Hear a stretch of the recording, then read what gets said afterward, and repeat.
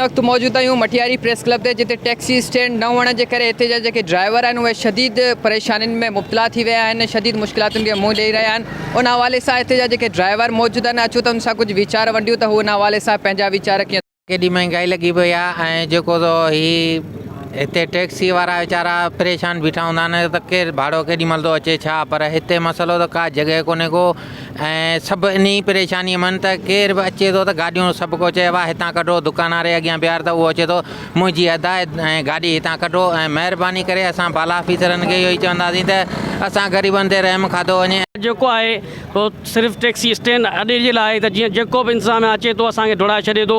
असीं उस में बीह करे रोज़ी करे रहिया आहियूं, तमामु मुश्किलात जा शिकार आहियूं।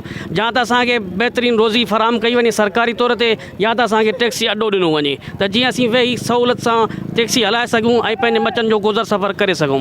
इन करे DC साहब ऐं SP साहब खे अपील आहे त असांखे अॾो ॾिनो वञे या त असांखे लिखत में हीउ इलाइक़ो ॾिनो वञे त जीअं हीअ असांखे टैक्सी स्टैंड खे बहाल करे। असांजे मटियारी शहर ज़िले में खे टैक्सी स्टाफ जे लाइ तमामु घणी परेशानी आहिनि।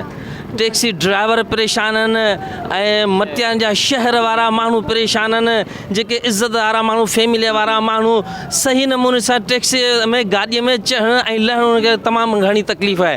इन करे जेके बि इज़त वारा ऑफिसर आहिनि असांजो गुज़ारिश उनखे आहे त हीउ इज़त वारो शहर आहे, इनखे इज़त वारो असांखे टैक्सी ॾिनो वञे। जेकर न ॾींदा असांखे टैक्सी स्टाफ न ॾींदा त असीं एहतिजाज कंदासीं। महिरबानी करे ऐं वॾनि इदारनि खे असांखे हेॾो सारो ज़िलो असांखे तव्हां ठाराए ॾिनो आहे। तकलीफ़ आहे, महिरबानी करे असांखे स्टाफ सवले तरीक़े सां ॾिनो वञे जीअं असीं पंहिंजो रोज़गार करे सघूं।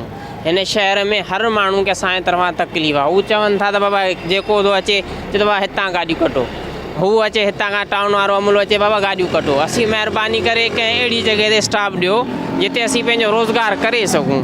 महिरबानी थींदी तव्हांजी जेके सुठा ऑफिसर आहिनि ऐं मटियारी जा चङा मथा रहवासी आहिनि जेके उन्हनि खे महिरबानी करे असांजी अपील आहे त असांखे स्टाफ सही तरीक़े सां ॾिनो वञे।